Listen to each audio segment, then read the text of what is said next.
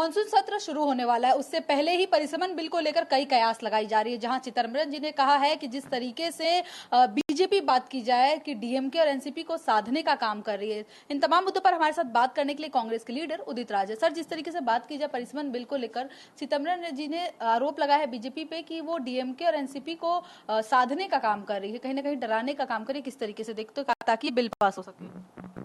जितना भी मतभेद हो कांग्रेस से डीएमके का, मुझे नहीं लगता कि डीएमके इस तरह से सुसाइडल स्टेप उठाएगी। डिलिमिटेशन से और जिस तरह से षड्यंत्र के तहत डिलिमिटेशन बीजेपी करना चाह रही है, उससे साउथ का बहुत लॉस होगा, तो परमानेंट लॉस हो जाएगा। तो मुझे तो नहीं लगता कि डीएमके इस षड्यंत्र का भागीदार होगी। दूसरी बात है कि अभी भी इनके पास में आवश्यक संख्या नहीं है, और इस तरह से जब चला रहे हैं तो फिर लोकतंत्र खत्म है, फिर संविधान खत्म है। अब ईडी, सीबीआई, इनकम टैक्स का दबाव बना करके, लोभ लालच दे करके, एमपीओ को तोड़ करके लोकतंत्र चलाना नहीं हुआ, संविधान का खात्मा है। तो भारतीय जनता पार्टी, आरएसएस पहले से ही संविधान को खत्म करने में लगे हुए हैं, तो ये संविधान को खत्म कर रहे हैं। वहीं सुप्रिया सुले ने कहा है सर कि वो परिसमन बिल का समर्थन देने के लिए साथ है अगर सरकार 50% बात की। मॉनसून सत्र शुरू होने वाला है, उससे पहले ही परिसमन बिल को लेकर कई कयास लगाई जा रही है। जहां चिदम्बरम जी ने कहा है कि जिस तरीके से बीजेपी बात की जाए कि डीएमके और एनसीपी को साधने का काम कर रही है। इन तमाम मुद्दों पर हमारे साथ बात करने के लिए कांग्रेस के लीडर उदित राज है। सर, जिस तरीके से बात की जाए परिसमन बिल को लेकर, चिदम्बरम जी ने आरोप लगाया है बीजेपी पे कि वो डीएमके और एनसीपी को साधने का काम कर रही है, कहीं ना कहीं डराने का काम कर रही है। किस तरीके से देखते हो ताकि ये बिल पास हो सके? जितना भी मतभेद हो कांग्रेस से डीएमके का, मुझे नहीं लगता कि डीएमके इस तरह से सुसाइडल स्टेप उठाएगी। डिलिमिटेशन से और जिस तरह से षड्यंत्र के तहत डिलिमिटेशन बीजेपी करना चाह रही है, उससे साउथ का बहुत लॉस होगा, तो परमानेंट लॉस हो जाएगा। तो मुझे तो नहीं लगता कि डीएमके इस षड्यंत्र का भागीदार होगी। दूसरी बात है कि अभी भी इनके पास में आवश्यक संख्या नहीं है, और इस तरह से जब चला रहे हैं तो फिर लोकतंत्र खत्म है, फिर संविधान खत्म है। अब ईडी, सीबीआई, इनकम टैक्स का दबाव बना करके, लोभ लालच दे करके, एमपीओ को तोड़ करके लोकतंत्र चलाना नहीं हुआ, संविधान का खात्मा है। तो भारतीय जनता पार्टी, आरएसएस पहले से ही संविधान को खत्म करने में लगे हुए हैं, तो ये संविधान को खत्म कर रहे हैं। वहीं सुप्रिया सुले ने कहा है सर कि वो परिसमन बिल का समर्थन देने के लिए साथ है अगर सरकार 50% बात की जाए कि लोकसभा में सीटें बढ़ा देती है। तो इसको आप किस तरीके से देखते हैं? और एकनाथ शिंदे ने ये भी कहा है कि कहीं ना कहीं उनको पता है कि पिछली बार उन्होंने गलत किया था, और अगर सपोर्ट नहीं करती है तो पश्चिम बंगाल में जैसे पार्टियों का हाल हुआ है वही इनका भी होगा। कैसे देखते हो आप? खैर, अभी उम्र है उनकी, राजनीति आगे पड़ी हुई है, फिर भी यह सब प्रेशर और काम नहीं आना चाहिए उनके ऊपर।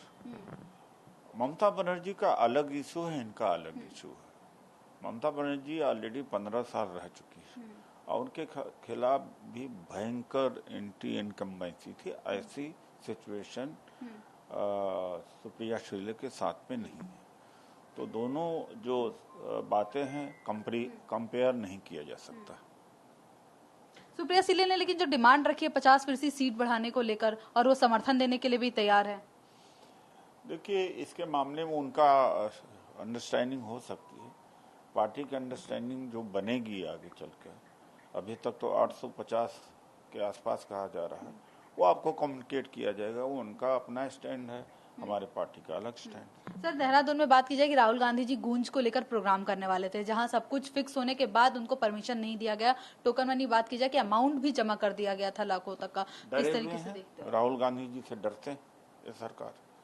और जो नीट में अन्याय हुआ छात्रों का, 19 छात्र अपना जान ले चुके हैं, और सीबीएसई में 100 से ज्यादा पेपर लीक हुए हैं। वो आवाज न उठे, दब जाए, इसलिए ऐसा कर रहे हैं, स्थान बदल रहे हैं ताकि उपयुक्त स्थान न मिले और लोग कम पहुंचे। ये षड्यंत्र है कि युवाओं की आवाज न उठे। तो युवाओं की आवाज, स्टूडेंट की आवाज उठाने जा रहे हैं और युवा देश का देख रहा है और युवा को अब ज्यादा डट करके मुकाबला करना चाहिए। युवाओं की बात की शर्त, युवाओं के लिए कांग्रेस जनता पार्टी का प्रदर्शन चल रहा है, जहां सोनम वांगचुक की स्थिति खराब बताई जा रही है, इतने दिन से भूख हड़ताल पर बैठे हैं और जहां अलग अलग पार्टियों के सांसद जा रहे हैं, कल केजरीवाल भी मुलाकात करने जा रहे हैं, तो इस पर आपकी क्या राय है? देखिए, अंग्रेजों के समय में भी जब भूख हड़ताल होता था तो अंग्रेज भी छटपटाते थे और तोड़वाते थे। इस सरकार के ऊपर कोई असर नहीं पड़ा। 19 प्रतियोगी अपनी जान दे चुके हैं, फिर भी असर नहीं पड़ा। ये चाहते हैं कि सोनम वांगचुक की मौत हो जाए। ये बड़े संवेदनहीन है। हालांकि मतलब ये है कि समर्थन जो मुद्दा पार्टी का है वही मुद्दा सोनम वांगचुक का भी है।